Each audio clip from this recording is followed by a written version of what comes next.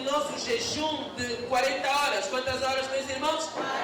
Então nós vamos começar na sexta-feira agora às 20 horas e vamos terminar no domingo às 12 horas. Amém? Então teremos toda uma programação que vai ser compartilhada nos nossos grupos de discipulado. Amém, meus irmãos? Amém. Amém. Bom, e teremos encontro com Deus no dia 15. Esse aqui é importantíssimo reiterar. Teremos encontro com Deus no dia 15. Então começa às 8, termina às 16. O nosso encontro vai ser extraordinário. Amém? Então temos um alvo aí, as células já estão informadas também. Faça a sua inscrição. Amém? Se você nunca passou pelo encontro, eu passei pelo encontro. Isto foi um divisor de águas na minha vida. Eu já servia na igreja, não é? Na verdade era obrigatório, quem não fosse para a igreja não almoçava domingo. Então, era o evangelismo da minha mãe. Então, mas mesmo assim, o encontro com Deus foi um divisor de águas. Amém? Então, participe no encontro, você que ainda não participou. Bom, hoje eu quero continuar uma palavra que nós começamos no domingo passado. Quantos lembram o tema do domingo passado? Descanso em meio ao Agitação. Amém. Tá bom. Poucos lembraram. Descanso em tempos agitados. É que nós traduzimos uma palavra, mas ok, tá bom, ok. Então vamos lá. Hoje nós vamos falar sinais de descanso em Deus. Pergunta para quem está do lado, você está descansado? Pergunta para ele, você está agitado? Tem uns que nem está a conseguir responder. Que Deus te ajude, aleluia. Livro de Marcos, capítulo 4, do verso 35 ao 41. Abra por favor, Marcos 4. Do verso 35 ao 41. Vamos ler. Tarde, naquele dia, Jesus lhes disse: passemos para onde, meus irmãos? Para o outro lado. Havia um destino, havia uma direção. Continuando. E deixando a multidão, eles o levaram consigo no barco, assim como estava. Outros barcos o seguiam. Levantou-se então um grande vendaval e as ondas arremessavam-se contra o barco, de modo que ele já estava indo. Jesus, porém, estava na popa, dormindo sobre uma almofada. Os discípulos o despertaram e lhe perguntaram: Mestre, não te importas que pereçamos? Para aqui um bocadinho, né? Falei até inclusive na célula, nessa semana. Você sabe, nós temos uma dificuldade em lidar com pessoas que não reagem diante das circunstâncias tal como nós reagimos, não é? É qual que é o nosso pensamento? Como ele não reagiu da mesma maneira que eu reagiria, é porque ele não se importa. Normalmente no casal tem sempre um que é assim, né? Mas você não está vendo a situação. E você não sei o quê. Tá bem, vou resolver, calma. E vocês já entenderam que é o homem que é a mulher, né? Não é? Mas é mais ou menos isso. No trabalho, no dia a dia, na igreja, na liderança, tem sempre um que reage de uma forma diferente. Mas é egoísmo da nossa parte querer que todo mundo reaja da mesma maneira que nós. Fala para quem está ao teu lado: você não é Deus. Fala para ele.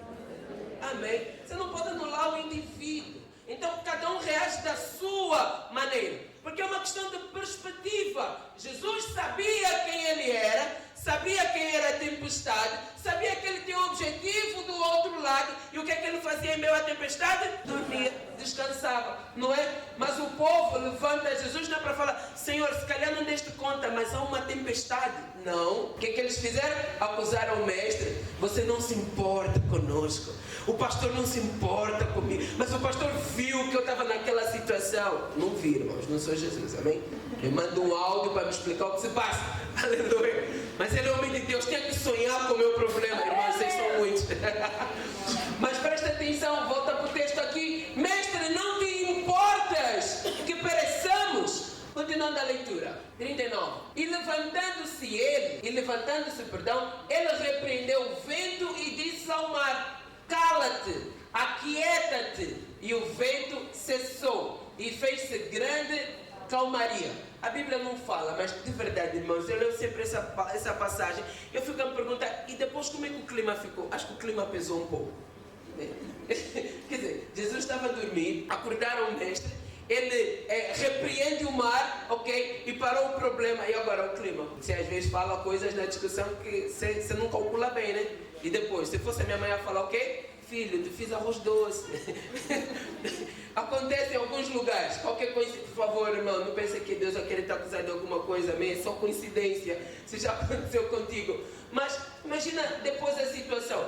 Eles, na verdade, ficaram depois admirados, não é? Quem é esse que tem autoridade até para, sei lá, ralhar com o mar? E o mar obedecer, a tempestade obedeceu. Fez-se grande calmaria. Fala para quem está ao outro lado. Tinha uma tempestade. Jesus deu uma ordem e fez-se calmaria. Pergunta para ele, você está em que momento agora? Pergunta para ele. Na tempestade, fala para ele. Na ordem de Jesus. Ou você já está na calmaria? Se você já está na calmaria, irmãos, por favor, nos explica o que aconteceu. Queremos chegar lá, amém? Criou uma masterclass. Avançando, olha só o que diz. Então lhes perguntou, por que estáis tão amedrontados? Ainda não tendes fé? Continuando, verso 41. Eles ficaram, o que, meus irmãos? Apavorados. E diziam uns aos outros, quem é esse que até o vento e o mar lhe obedecem? O clima pesou muito, irmãos. De verdade, imagina, não é? Eles não procuraram a Jesus para mudar a circunstância.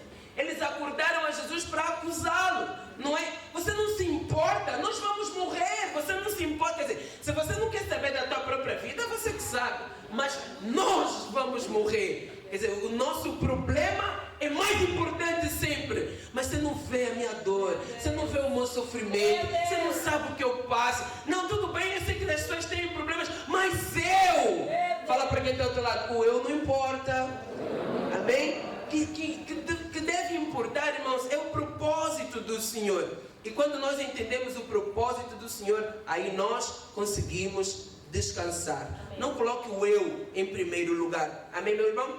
Deus não sabe. Deus esqueceu de mim. Será que eu pequei? Será que eu tenho pecado? Aí a pessoa começa a fazer uma introspeção, não é? Que aquilo leva a pessoa à depressão. Não aconteceu? Por que não aconteceu? O que eu fiz? O que eu deixei de fazer? Será que eu devia ter orado mais? Devia ter jejuado mais? Onde é que eu errei? Onde é que eu falhei? Por que me sobreveio essa circunstância?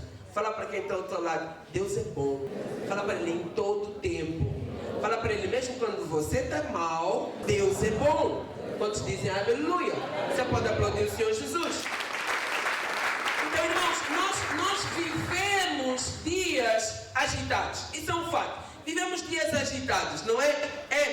Rumores de guerras, crises, doenças inesperadas, não é? Estava a conversar com um irmão lá no centro e ele disse, pastor, a mãe dela é médica, a minha mãe disse-me que há uma endemia na cidade de paludismo. Eu falei, misericórdia, os problemas nunca acabam, não é? Dificuldades familiares, os irmãos procuram porque passam por muitas situações e tem em todas as famílias, acreditem em mim.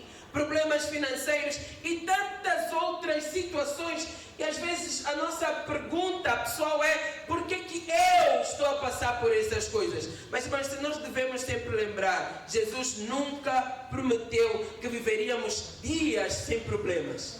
Jesus nunca disse que não tereis aflições. Não foi essa a afirmação dele, pelo contrário. Ele disse, no mundo tereis aflições, mas tende bom ânimo, diz a palavra. Agora, o que é que nós precisamos procurar da parte de Deus? Sabedoria. O salmista diz, Senhor, ensina-me a contar os dias para que eu alcance um coração sábio. Então, entender as circunstâncias, entender os momentos, é isso que nós precisamos. Nós precisamos pedir ao Senhor sabedoria para passar por essas tribulações, para passar por essas situações, para passar por essas tempestades. Na linguagem de crente nós falamos para passar por essa provação. É ou não é assim? Pastor pergunta ao irmão, como é que vai a vida? O irmão fala, pastor, é uma luta. Está a passar por uma provação. E sim, na vida nós temos dias de provação, mas tem de bom ânimo, o Senhor venceu. Quantos dizem amém? Amém? 2 Timóteo, capítulo 3. 2 Timóteo, capítulo 3, verso 1 e 2. Sabe, porém, que nos últimos dias haverá o que, meus irmãos? Tempos difíceis. Verso a seguir. Pois os homens amarão a si mesmos, ou seja, o eu em primeiro lugar, serão gananciosos, arrogantes, presunçosos, blasfemos,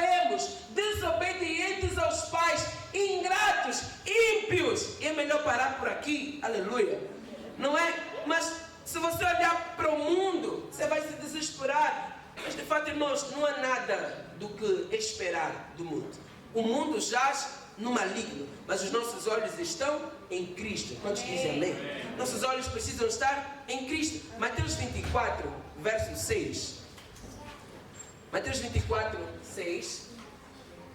E ouvireis de guerras e de rumores de guerras. Olhai, não vos, qualquer palavra aí, assusteis, porque é mister ou é necessário que isso tudo aconteça, mas ainda não é o fim. Fala para quem está ao teu lado, não se assuste.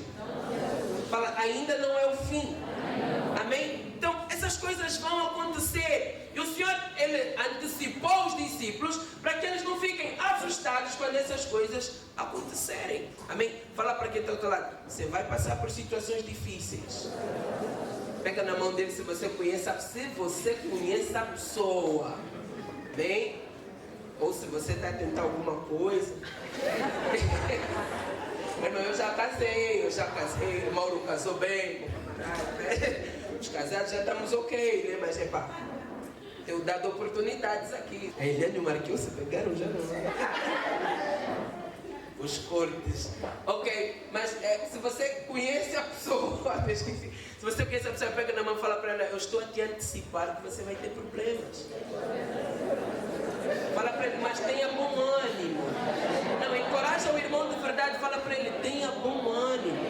Fala para ele, o Senhor Jesus está no teu barco. Amém? Fala para ele, ainda não é o fim. Fala para ele, isso vai passar também. Amém, meus irmãos? Presta atenção aqui, presta atenção. Na palavra de Deus fala-se do dia mau, mas fala-se de dias felizes. Obviamente não são 24 horas. O dia mau pode ser uma temporada má, mas fala de dias felizes, então são temporadas felizes, não é?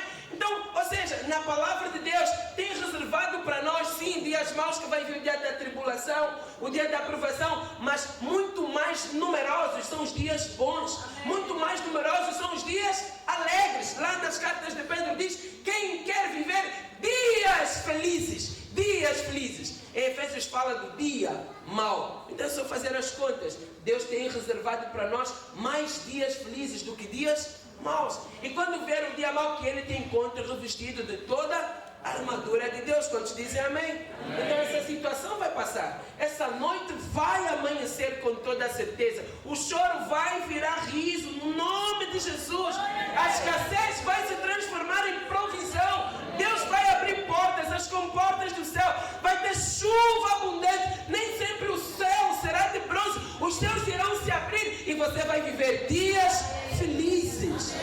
Dias felizes. Então tenha bom ânimo. Não fiquem assustados. Não vos assusteis. É a recomendação do nosso Senhor. Mas agora, é uma questão de perspectivas. Você vai viver dias maus. Então você precisa estar bem alicerçado. Né? Você precisa estar alicerçado na rocha que é Cristo. Deus precisa ser o seu refúgio. Livro de Salmos, capítulo 46, verso 1. Diz o seguinte: Deus é o nosso refúgio e o que, meus irmãos? Fortaleza. E Ele é também o que? Socorro bem presente na angústia. Deus precisa ser o seu refúgio. Deus precisa ser a sua fortaleza. Não é? Eu gosto muito de National Geographic e aí começam a mostrar vídeos, não é? De bunkers da Primeira Guerra, da Segunda Guerra Mundial, e algumas pessoas que estão-se a preparar para uma Terceira Guerra Mundial e constroem bunkers, não é? Alguns que são até protegidos contra radiações nucleares e tudo mais. Mas as pessoas fazem isso por quê? Para preparar-se para catástrofes, não é? Então, quando eles têm uma situação de guerra, procuram um abrigo. Presta atenção, o Senhor é o seu abrigo. O Senhor é o seu bunker, vou assim dizer, não é? É o seu bunker contra a calúnia, é o seu bunker contra a traição, contra a angústia, contra a depressão, contra a ansiedade, contra a escassez. O Senhor é o seu refúgio, a sua fortaleza. Quantos dizem amém? Não é? Então Deus é o nosso refúgio. Livro de João, capítulo 16, verso 33. Falo muito, mas é bom você ter a referência desse texto. João 16, 33. Tenho-vos dito isso para que em mim tenhais o que, meus irmãos? Paz. Porque se for no mundo, o que é que vamos esperar no mundo? Aflições. Mas tende bom ânimo. ânimo, porque eu venci o mundo. Quantos dizem aleluia? Amém? O Senhor nunca nos prometeu ausência de aflições. Ele nos prometeu vitória sobre as aflições. Então, o descanso, irmãos, de verdade, que nós precisamos, não está na ausência da tempestade. Não é a ausência de problemas. O descanso está na presença de Jesus. Então, que nunca nos falte a presença do Senhor. Amém? É na presença do Senhor. Você sabe, você pode passar por tribulação. Nós falamos aqui os textos, não é? Tempestade, meio mar. Nem sempre Deus vai te livrar da tempestade. Às vezes Deus vai estar com... Você tem o exemplo de Sadraque, Mesaque e Abednego na fornalha do fogo. Deus poderia ter livrado eles da fornalha, mas Deus decidiu entrar com eles na fornalha. Deus poderia ter livrado Daniel da cova dos leões, mas Deus preferiu entrar com ele na cova dos leões. Então nem sempre Deus vai nos livrar do problema, da situação, da circunstância. Às vezes Ele vai entrar conosco e segurar na nossa mão, até que cheguemos do outro lado. Quantos dizem aleluia? Fala para quem está do outro lado aí, fala para ele, você vai chegar do outro lado. Porque, olha só, lá em Marcos, voltando para Marcos 4,35, não é? Jesus, ele fala para os discípulos, vamos passar para a outra margem, vamos para o outro lado. Mas no meio, né, da trajetória, levantou-se uma tempestade. Fala comigo, a tempestade não cancela o meu destino. A tempestade não vai cancelar o teu destino, meu irmão. Se Deus prometeu, você vai chegar do outro lado. Jesus sabia, não é? Se hoje nós temos a meteorologia que nos diz se vai estar mais frio, se não, se vai chover, se vai ter sol, a umidade, tudo isso. Jesus sabia que teria tempestade, mas ele falou para os discípulos, nós vamos passar para a outra margem, nós vamos para o outro lado, e nem por isso a tempestade alterou o destino. Quantos dizem amém? Então levantou-se grande temporal em Marcos 4,37, por favor, 4,37, e levantou-se grande temporal de vento, e subiam as ondas por cima do barco, de maneira que já se enchia ou já inundava. Outra tradução acho que estava melhor, não é? De maneira que já inundava o barco. Mas o Senhor não mudou o destino. Irmãos, nós que andamos no descanso do Senhor, algumas coisas acontecem. Algumas coisas manifestam-se, não é? Há sinais de quem está no descanso do Senhor. E o primeiro sinal que eu quero compartilhar com os irmãos é que uma vida no descanso, não é? Ela produz uma nova identidade. Aqueles que confiam no Senhor, não é? Eles têm uma nova identidade. Como é que nós recebemos a salvação? Crendo no coração e confessando com a boca. Aí então nós recebemos o direito de sermos chamados o quê? Filhos de Deus. Mas então primeiro você confia em Deus em seu coração. Você descansa nele, crendo que os seus pecados foram todos perdoados. Então essa nova identidade, ela precisa ser consolidada em nós. Amém?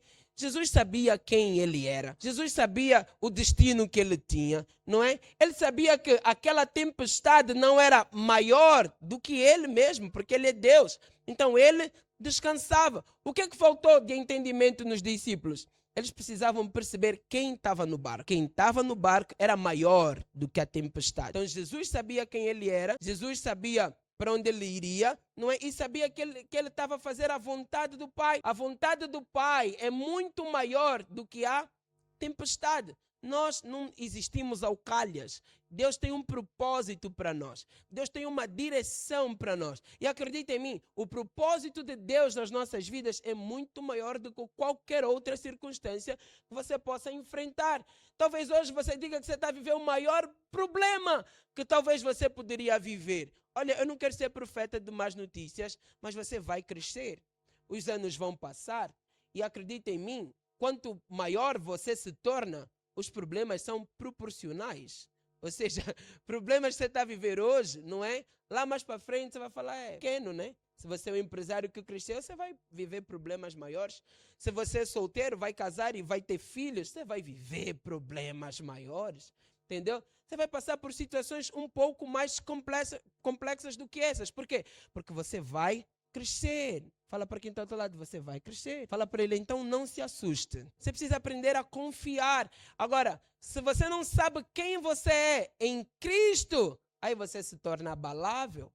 não é? Você precisa saber quem você é em Cristo Jesus. Qual é a sua identidade? Ah, eu sou filho de Deus. Vocês já ouviram aquelas pessoas que quando você diz ou posta dizendo que você é filho de Deus, a resposta dele é, mas todos somos filhos de Deus. Já aconteceu isso contigo? Não é? E a nossa resposta normalmente é, falei de mim, não é? Se você também fala, ah, meu irmão, sei lá, o nosso pai. Mas às vezes são pessoas que não estão tão certas de quem elas são em Deus. Então ela fala que todos somos, porque na verdade ela não tem essa convicção. Mas que você ande nessa certeza, você é filho de Deus. Quantos dizem aleluia? Amém? Agora, você não é um filho qualquer, não basta ser filho. Você tem que saber que você é filho e você é filho amado. Senão o tempo inteiro você vai pensar que o teu pai está contra ti. O tempo inteiro você vai pensar que o teu pai só quer te dar um castigo, né? E aquelas coisas, ah, Deus castiga. Tem gente que a frase dele favorita é essa. Ah, Deus vai pesar a mão. Ah, Deus vai fazer. Não, é meu pai. E ele me ama muito. E se ele me exortar, aleluia, glória a Deus. Mas melhores serão os dias que eu vou desfrutar da presença dele. Quantos dizem amém? Porque Deus é bom. E ele é seu pai. E ele é riquíssimo. Esses dias o Elbert estava a ensaiar, estava a decorar o versículo, né? Filipenses 4,19. E eu estava a tentar ver ontem uma maneira mais fácil de explicar para Zoe esse versículo. Eu estava a falar para ela, Zoe, Deus é muito rico. Só que eu entendi que ela nem sabe o que é ser rico, ok? Aí pronto, mas eu falei, filha, Deus é muito rico. Tudo que você quiser, você pode pedir e Deus vai te dar, Deus vai comprar, filha. Ela não entendeu. Aí eu perguntei para ela, o que você quer? Ela disse, um presente. Falei, um só, Deus é muito rico. E ela falou, muitos presentes. Falei, tá bem, mas qual, como, quais presentes você quer? Ela falou, cor-de-rosa. Falei, cor-de-rosa? Peça qualquer coisa. Ela, amarelo. Não, filha, peça qualquer coisa. Deus vai te dar qualquer coisa. Ele é riquíssimo e ele pode dar tudo o que você precisa.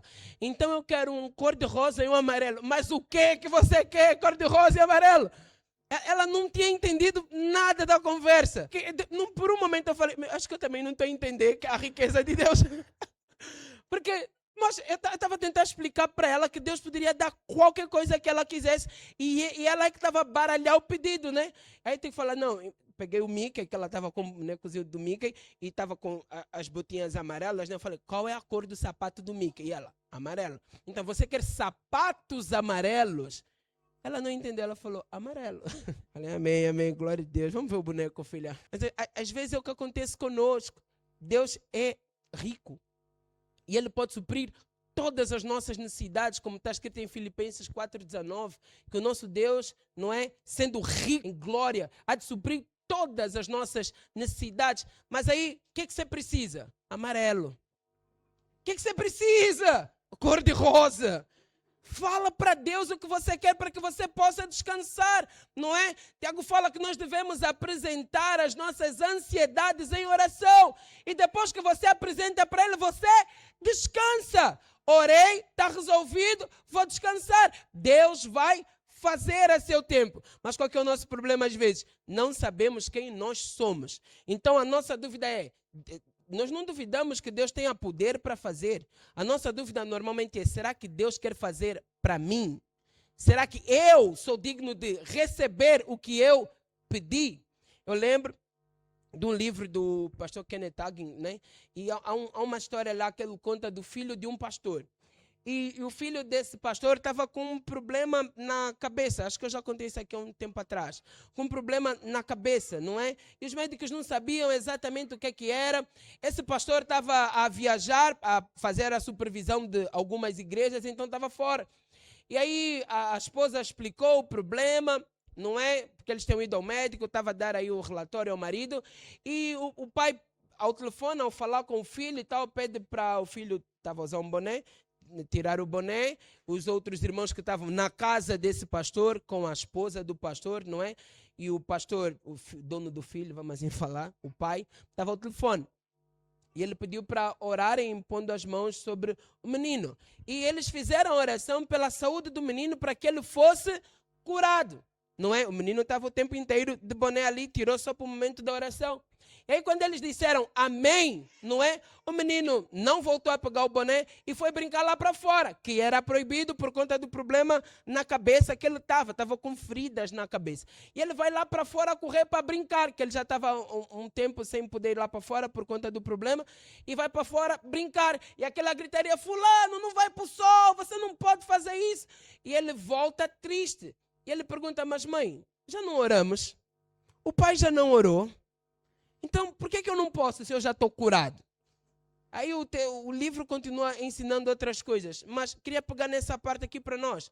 Nós já oramos, nós precisamos aprender a confiar, a descansar. Nosso problema não é aceitar que Deus é poderoso para fazer. Nosso problema é aceitar que Deus quer fazer por nós, não é por outros, não é? Aí às vezes as pessoas nos pedem oração e devem pedir para concordar. Nós devemos concordar em oração. Mas às vezes é com um sentimento errado. Não, eu vou pedir para o pastor orar por mim, porque talvez o pastor tenha uma vida muito melhor do que a minha, e Deus vai ouvir a oração dele e não a minha. Está errado, irmãos. Deus vai e quer ouvir a sua oração. E quando nós orarmos juntos, vai ser para concordarmos aqui, para que haja concordância no céu. Quantos dizem amém? Fala para quem está ao teu lado, não tenha medo de orar. Fala para ele, você é filho de Deus. E você é filho muito amado. Aqueles que estão no descanso, eles entendem essa nova identidade. Olha os textos. João 3,16, nós não vamos ler, mas João 3,16 nos mostra que por amor, Jesus morreu em nosso lugar. Então você é amado. João 1,12 é que diz, não é? A todos quanto o receberam, deu-lhes o direito de serem chamados o quê? Filhos de Deus. Quantos receberam o Senhor Jesus? Então não pode ter dúvida no seu coração, você é filho de Deus. Lá no capítulo 3 vai dizer que foi por amor que Jesus morreu no seu lugar. Então você é muito amado. 1 João capítulo 4, verso 17, abra para nós, por favor. 1 João 4, 17. Nisto o amor é o que, meus irmãos? Aperfeiçoado em nós. Para que tenhamos o quê? Confiança, descanso no dia do juízo. Pois, assim como Ele, o Senhor Jesus, nós também somos no mundo que está por vir. É quando você morrer e ir para o céu? Não! Neste mundo, fala para quem está ao teu lado, é no tempo presente, fala para ele. Fala para ele, não é no futuro, não é quando você morrer e ir para o céu, prega para ele. Fala, é no tempo presente. Então você precisa apegar-se a essas verdades bíblicas. Em Jesus não havia enfermidade, então começa a declarar hoje, no tempo presente, tal como Ele é, eu sou neste mundo. Não é? Pastor, mas Jesus passou por tribulação? Passou. Você sabe da história, não é?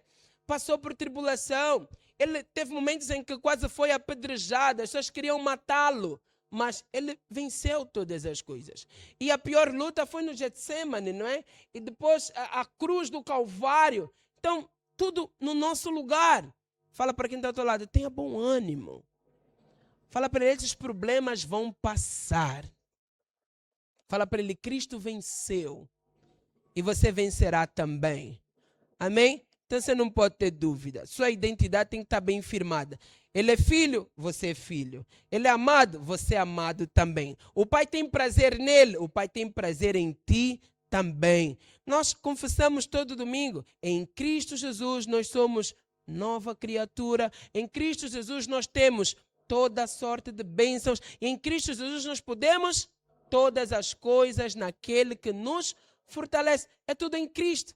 Então, descanso para nós não é um lugar. Descanso é uma pessoa. É a pessoa do Senhor Jesus. Quantos dizem amém? Amém? Então, quem sabe quem é em Cristo não precisa deixar que o dia da tempestade decida a sua identidade. Você sabe quem você é no Senhor Jesus? Você sabe quem você é para o Senhor Jesus? Então não é a circunstância que vai mudar a sua identidade. Aprenda a correr para os pés do Senhor, a buscar refúgio no Senhor seu Deus. Quantos dizem amém? Aleluia! Um outro sinal é que o descanso produz cura. Então você tem vários exemplos na palavra de Deus. Havia um homem que estava tetraplégico, não é? Durante 38 anos. Quantos anos, meus irmãos? 38 anos. E Jesus então aparece para ele lá no livro de João, capítulo 5. Jesus aparece para ele e pergunta se ele queria ser curado. E ele começa aquela conversa. Não tem ninguém que me coloque no tanque, não é? Quando as águas são agitadas. Mas Jesus perguntou para ele, claramente, você quer ser curado? Tem gente que é assim, não é? Você faz uma pergunta para ele do tipo, chegou aqui no culto. Aí são 10h20, não é? Mais ou menos. E a pessoa pergunta para ele, o culto começa a que horas? Aí a pessoa começa, não, eu atrasei porque não sei o quê, não sei, o culto começa a que horas? Você dá um tanto de volta, porque na verdade sente-se acusada também, não é? Mas por favor, quando te perguntarem algo, responde só aquilo, é uma manifestação pessoal, só isso, ok? Seja literal. Mas 38 anos ali, Jesus perguntou se ele queria ser curado e ele começou a dar um monte de voltas. Mas no final você conhece o testemunho. Aquele homem foi curado. Passou muito tempo, pastor. Eu tenho que esperar 38 anos para melhorar o meu problema. Não. Só quero te lembrar que Deus vai chegar. Deus vai te socorrer. Amém? E quando ele vier, por favor, dê a resposta correta. Queres ser curado? Sim, eu quero. Quero ser curado, Senhor. Faça isso, Senhor Deus, na minha vida. Mas você tem um outro exemplo. Você tem o exemplo da mulher do fluxo de sangue, lá em Mateus 9, verso 20. Abra para nós, por favor. Mateus 9, 20. E certa mulher, que por 12 anos sofria de uma hemorragia, aproximou-se por trás de Jesus e tocou-lhe a borda do manto. Continuando. Porque dizia consigo mesma, se eu tão somente tocar o seu manto, ficarei curada. Não gostei dessa tradução. Ficarei boa. Já estou boa. Já estás bom? Já estou bom. Mas Jesus, voltando-se e vendo-a, disse, ânimo, filha, a tua fé te salvou. E desde aquela hora a mulher ficou sarada. Verso 22, não é? Ficou curada. Quantos anos ela padeceu? 12 anos. Aqui tem duas coisas para pontuar. No primeiro exemplo, Jesus foi ao encontro do homem. No segundo, a mulher foi ao encontro de Jesus, não é? Mais uma vez valorizando a presença do Senhor. A presença do Senhor. 38 anos, mas no tempo Jesus manifestou-se a ele também e ele foi curado. Ele poderia dizer, olha, não tem mais esperança. Já não há nada que possa ser feito. Afinal, eu já estou assim há 38 anos, não é? Há 38 anos. Mas não importava o tempo. Jesus foi ao encontro dele. Deus vai ao seu encontro também. Mas se você puder, eu quero te exortar. Faça como essa mulher. Ela já tinha perdido todo o dinheiro, mas ainda assim ela falava com ela mesma. Basta eu tocar. Basta um toque e eu ficarei curada. Vá ao encontro do Senhor. Amém? Você sabe, tem aquelas conversas dos calvinistas e arminianos, não é? Se ele é que aceitou a Jesus, ou se Jesus é que lhe predestinou a salvação. Irmãos, o importante é que você foi salvo. Se você que escolheu ou se ele é que te escolheu, o importante é que você foi salvo. Então, se Jesus veio ao seu encontro, se você foi ao encontro de Jesus, desfrute da presença. Quantos dizem amém? Fala para quem está ao teu lado, desfrute da presença. Descanso, meus irmãos, vai produzir cura. Vai produzir cura na sua alma. Descanso vai produzir cura física. Os irmãos entendem nessa manhã? Fala para quem está ao teu lado, não fique agitado. Fala para ele, não fique ansioso. Não é? Espere em Deus. Espere em Deus, meu irmão. Amém? Um último exemplo aqui nesse ponto é o servo do centurião. Esse aqui eu acho extraordinário. Porque, não sei se você é fruto da oração da sua mãe ou de um familiar seu. Mas eu gosto muito de ver aqueles testemunhos, não é? De mães que oraram anos pelos filhos. E levavam as fotografias dos filhos em todo lado. Você ia desfolhar a Bíblia, não é? Da mãe, você encontrava lá uma fotografia de um camarada. É o filho. E a mãe a orar por anos. A Bíblia fala que certo homem, um centurião romano, não é? Ele tinha o seu servo doente, enfermo. Está em Lucas 7, versículo 2. Tinha o seu servo enfermo. Esse camarada foi atrás de Jesus. Jesus disse, tá bom, deixa eu ir para a tua casa então. Eu falo, Senhor, eu também tenho homens debaixo da minha autoridade. Se tu disseres uma palavra, ele lá na minha casa vai ser curado. Você vê, é o posicionamento de um homem que orou por outro. Foi atrás do Senhor para que outro recebesse. Eu não sei se hoje você está aqui a orar por quem, mas eu quero dizer, Deus vai manifestar a cura que você pede ao Senhor. Pastor, mas não é necessário que Ele venha. Se Ele vier, melhor, tudo bem. Vai participar da comunhão. Mas a sua oração, com fé, sabendo quem tu és em Cristo Jesus, tem muitos efeitos. Quantos dizem aleluia? Fala para quem está do seu lado, a sua oração tem muitos efeitos. Tem muitos efeitos. Quantos dizem aleluia? Você sabe, descanso produz esperança. Fé e esperança não é a mesma coisa. Mas você sabe, andar com gente que já perdeu a esperança é muito pesado, é muito difícil. E quando você é o esperançoso da vez, não é? As pessoas parecem que incomodam-se com o teu positivismo, vamos assim dizer. Que na verdade tem nome para isso. Nós somos da fé. E os da fé não recuam, não retrocedem. Nós acreditamos até depois do fim, não é até o fim. Até depois do fim. Nós somos daqueles que achamos sempre que Deus pode mudar a circunstância, não é? Deus pode mudar o resultado, porque afinal de contas Deus é aquele que cruza os braços. Deus é aquele que tira aquele que está no fim da fila e coloca lá na frente, como fez com Davi. Então nós acreditamos, nós vamos até o final. Livro de Hebreus, capítulo 11, versículo 1. Hebreus 11, 1 diz: a fé é a garantia do que se espera e a prova do que não se vê. Não se vê. Então você confia, mesmo sem ver. Eu sei que o meu exemplo já está a ficar batido, meus irmãos, mas é o exemplo do quarto com a lâmpada apagada. Você apaga a lâmpada, os móveis não desaparecem, estão lá. A cama está do mesmo lado, o roupeiro está do mesmo lado, não é? Se você tem uma escrivaninha, está do mesmo lado. Os teus calçados estão do mesmo lado. Se tem os brinquedos, estão do mesmo lado, está tudo lá. Mas você só não vê, porque está tudo escuro, está apagado. Mas assim são aqueles que andam por fé, mesmo sem ver. Eles sabem que a família abençoada está lá, mesmo que ele não esteja a ver. Ele sabe que as finanças estão lá, mesmo que ele não esteja a ver.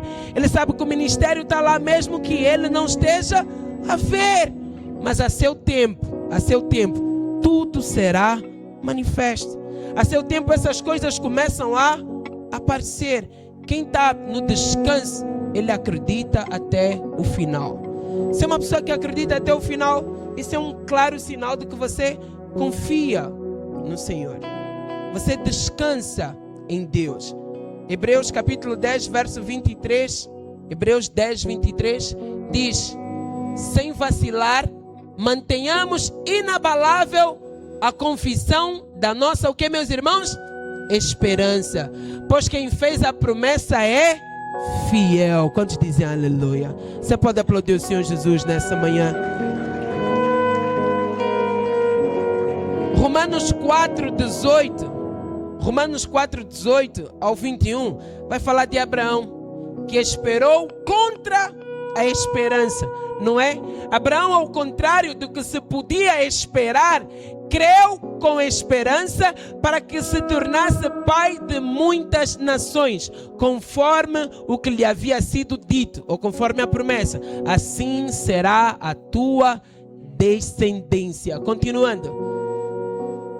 E sem enfraquecer na fé, considerou que o seu corpo já não tinha vitalidade, pois já contava com quantos anos, meus irmãos? E o ventre de Sara já não tinha vida. Verso 20. Contudo, diante da promessa de Deus, não vacilou em incredulidade. Pelo contrário, foi fortalecido na fé, fazendo o que, meus irmãos? Dando glória a Deus. Você sabe, o apóstolo Paulo em Coríntios, ele fala que nós nos enchemos do Espírito Santo com hinos, com cânticos, falando. Mas o que é que o mundo ensina? Faz no silêncio, não fala nada, cala a sua boca, não conta a ninguém, não fala nem para você mesmo dentro de casa. As paredes têm ouvidos. É o que o mundo ensina. Mas como é que ele fez? Dando glória a Deus. Agora imagina um homem de quase 100 anos, sem filhos, e a esposa lhe chamava pai de muitos, pai de multidões, pai de muitas nações. E os vizinhos olharam, mas coitado, é a idade já, não é? Nem tem filhos, coitado, tenho tanta pena desse casal. Mas eles não se preocupavam com a reputação, não preocupavam-se com o que os outros iriam dizer ou pensar. E eles, dando glórias a Deus, chamavam um ao outro pai de nações, pai de nações, pai de nações. E Sara era princesa do Senhor, princesa do Senhor, pai de nações. Acho que era uma casa bem humorada. Por isso é que até quando o anjo veio, Sara riu. Havia alegria na casa, dando glória a Deus. Fala para quem está ao teu lado, Deus vai fazer na sua vida também. Então comece a glorificar a Deus agora. Tenha esperança agora. Fortaleça-se na fé agora. Quantos dizem aleluia? Se tem alguém do seu lado que você conheça, por favor, profetiza sobre a vida dele. Aquilo que você sabe que ele está à espera, começa a profetizar sobre a vida dele. Fala para ele, você vai receber, você vai alcançar tal coisa. Deus vai fazer isso. Amém? Se você ainda não tem uma família, eu quero te dizer, Deus vai te dar uma família abençoada.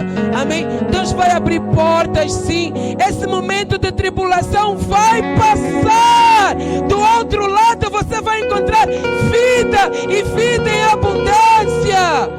Sim, no mundo teremos aflições, mas o Senhor Jesus venceu e nós venceremos também, aleluia! Nós venceremos também. Glória a Deus! Glória a Deus! Quarto e último sinal é que há multiplicação. Domingo passado já reiterei, hoje eu vou repetir para os irmãos. Eu gosto de falar do propósito profético de Deus. O propósito profético de Deus tem 3 coisas que precisam estar alinhadas, vou assim dizer.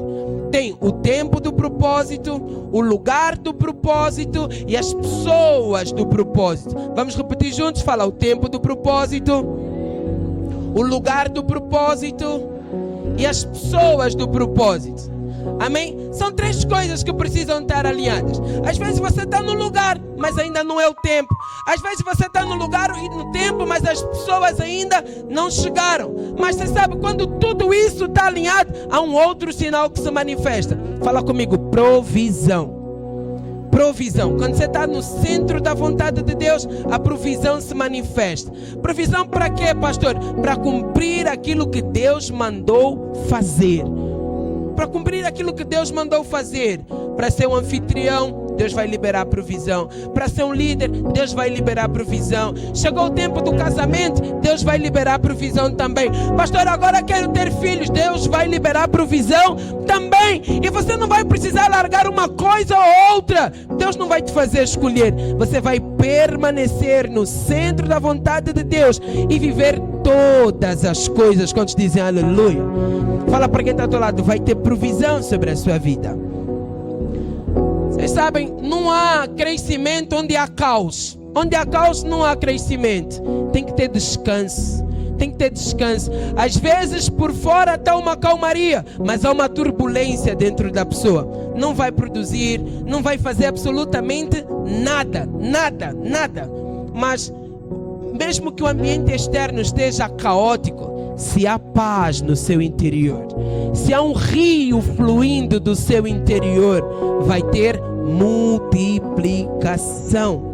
1 Coríntios capítulo 3, verso 6 diz: eu plantei, Apolo regou, mas o crescimento veio de Deus. Eu plantei, Apolo regou, mas foi Deus quem deu o crescimento.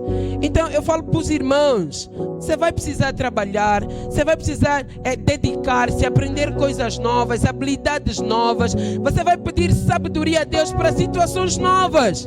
Isso é plantar, isso é regar, mas você tem que estar certo de que quem vai dar o crescimento é Deus. É Deus. Então descansa.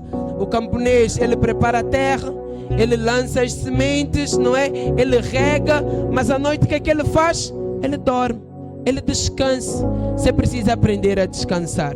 Não adianta nada perder o seu sono, não adianta nada dormir muito tarde, não adianta. Deus é quem vai dar o seu crescimento. Então, meus irmãos, nós temos sim responsabilidades. Nós plantamos, regamos, trabalhamos, nós obedecemos a Deus.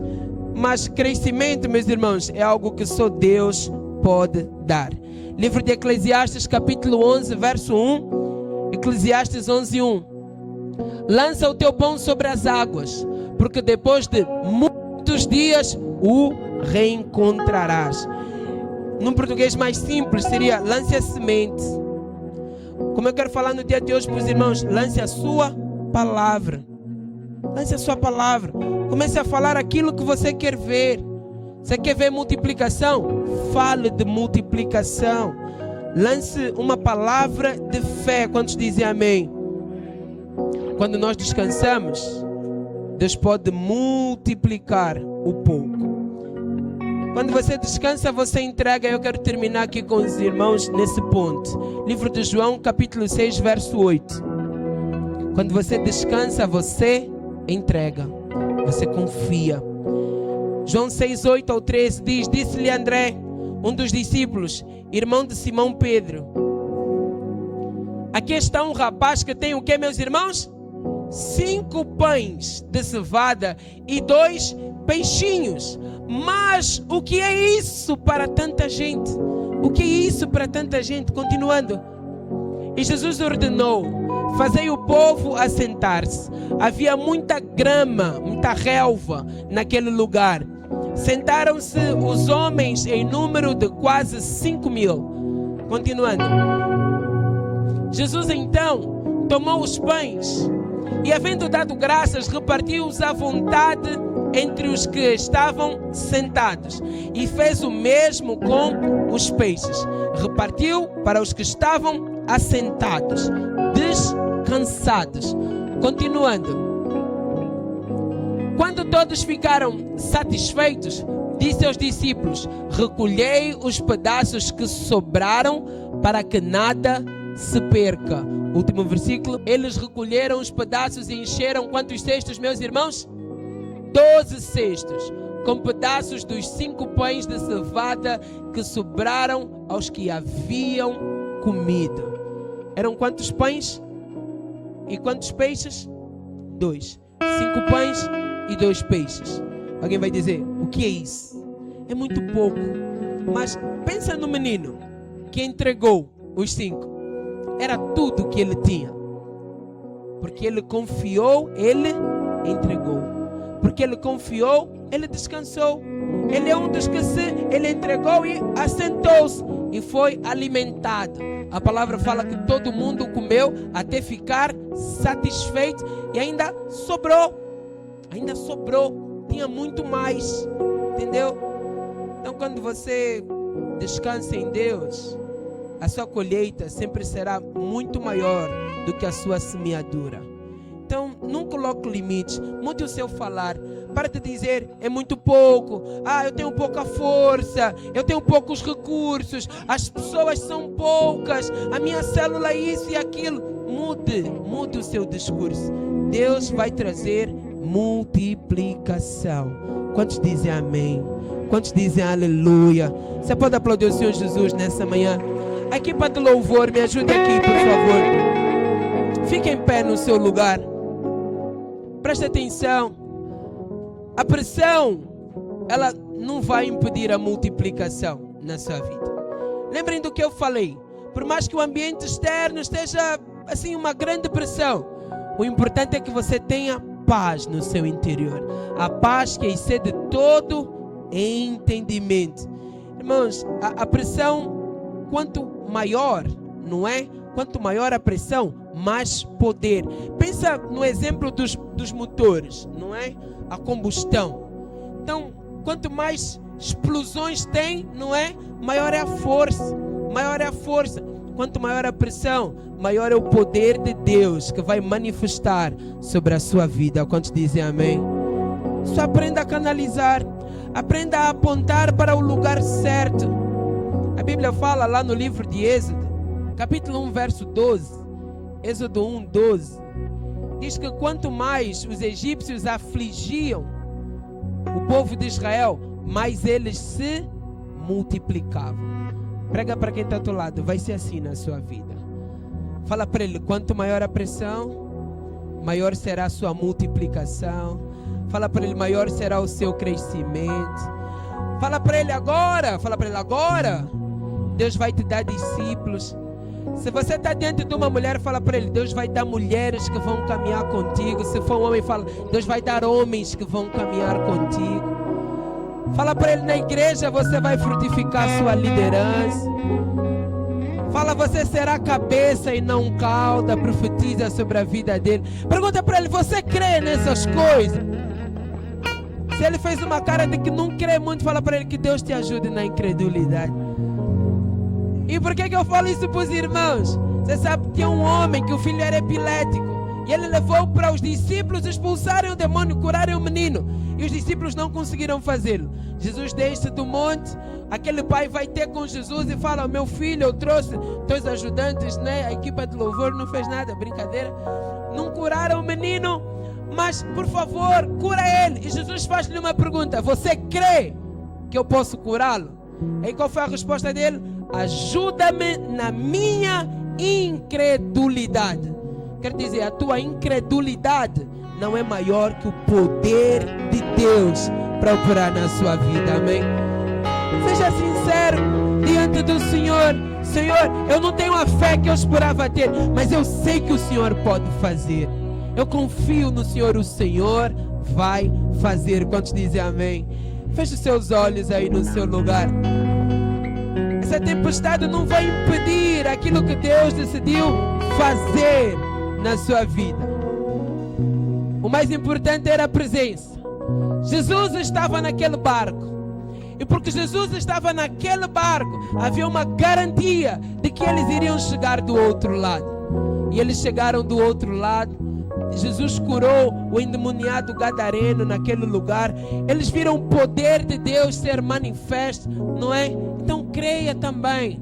Se Deus prometeu, você vai chegar do outro lado também. Feche os seus olhos aí. Tem uma palavra de oração. Pastor, pelo que eu devo orar? Para que o Senhor manifeste graça sobre a sua vida. Para que haja cura se você precisa de cura. Para que Deus produza esperança em seu coração se você hoje precisa disso também.